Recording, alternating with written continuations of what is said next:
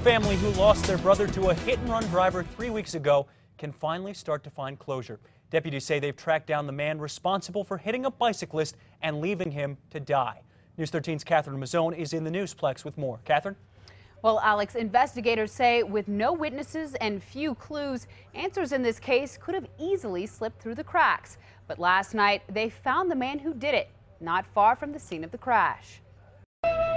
Susan Wolf and Mary Pierce listen to Gaelic music from the group their brother used to play in. It's been 3 weeks since they lost their brother Michael Wolf to a hit-and-run driver. And 3 weeks later, they say they're finally able to begin the grieving process. For us, it was a sense of the beginning of closure, just knowing what had happened.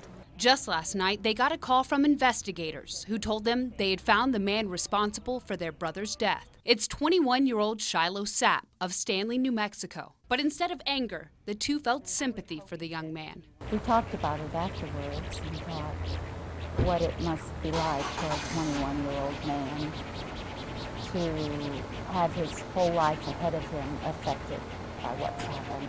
They say they're relieved they now know what happened to their brother. Deputies say they stopped Sapp last night near the scene of the crash. His car, an old Crown Victoria, had damage consistent with the wreck. They were looking for a car that had the kind of turn signal light found at the scene. Deputies say when interviewed, Sapp admitted to hitting Wolf. He stated that he did, in fact, hit the bicyclist, that he had looked down for a moment to change the radio station. When he looked up, bicyclist was right there. He panicked, was afraid, and didn't want to call 911. With little evidence and no witnesses, those are details deputies feared they may never learn. This is a case that could have very easily gone cold.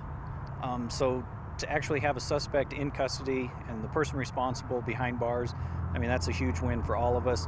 Susan and Mary say, knowing the full story, they forgive Sapp. Knowing this was an accident, how can you not? And it would be what Michael would do too. Isn't that the truth? Now, the sisters have a final message for drivers. They ask them to pay attention and to leave room for bicyclists. Back to you, Alex. All right, thanks, Catherine. Deputies say if Sapp had pulled over and called 911 that night, there might have been a very different outcome to this tragic case.